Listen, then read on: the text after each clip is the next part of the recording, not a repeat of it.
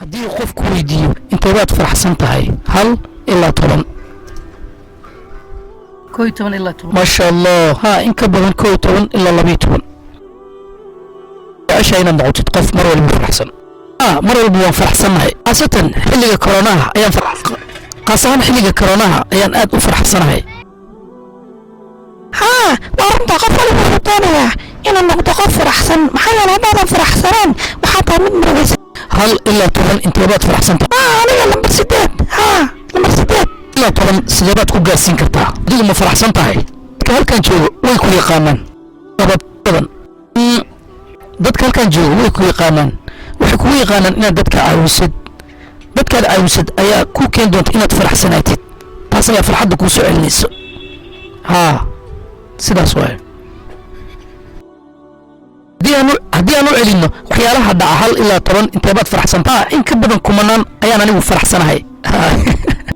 wallaahi ilaahay baan kuugu dhaartay 15 jirkaygii waxaan ahaa qof roodo badan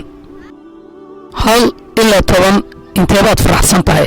farxadaada ugu yaraan ilaa iyo 5 oo maxaa dhacay 8 9 ilaa 10 1994 waxaan la kulannay sheekooyin aad u dhib badan waxaan ahay ciidan waxaan lumiyey dadkaygii wax aan helay markaa iyada farxada ma aysan jirin ma faraxsan tahay haddii aan soo qaadanno lambar dhexe meeqaa 10kiiba lambar dhexe haddii aan soo qaadanno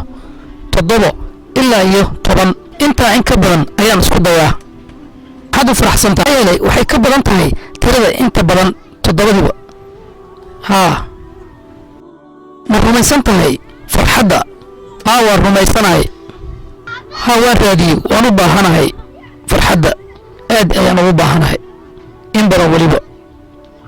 inaan helo farxad siday dadka u farxaan sidaasoo kale ayaan rabaa inaan u farxo